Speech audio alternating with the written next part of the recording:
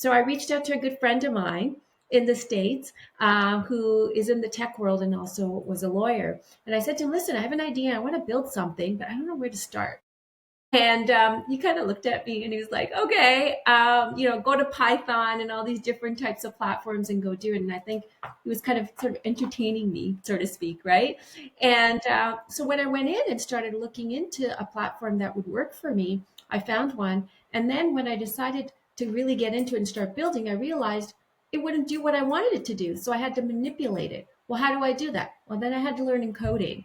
So I found myself learning encoding as well while running a practice, having twins, being a single mother at the time.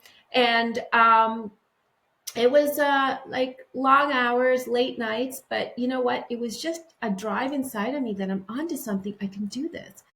When I finished and completed what I did and I showed my friend, instantly he said to me, you need to get into a sandbox in Canada. He said, do they have any sandboxes? I said, well, I know they have one in BC, but I think they're starting one in Ontario. So I was the first lawyer applicant for the Law Society of Ontario's Access to Innovation Sandbox. And because I was a lawyer, they were scratching their heads going, okay, wait a second. We thought tech companies were going to come to us. We didn't think a lawyer would come up and build a platform to provide legal services.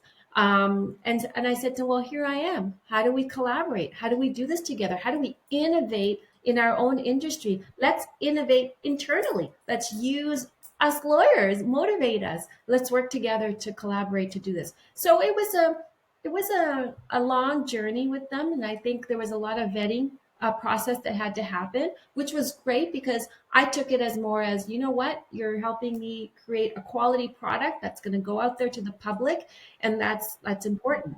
They had an advisory board made up of 13 experts that actually went through Councillor Docs's processes and everything and gave us stage one approval and stage two approval. Stage one approval, right out of the gate, they said to me, Sukhi, not only is this great for access to justice for those who can't necessarily always afford those expensive sometime agreements, like when you're starting out, especially a startup, to get like a shareholder agreement, it can cost you like $2,500 to even $10,000, depending on which law firm is doing it for you and the complexity of your company. Here was, increasing justice for less cost and efficiency and understanding and education. So Law Society was quite thrilled about that. But then they also said to me, you can scale this. And I thought, well, how do I scale it?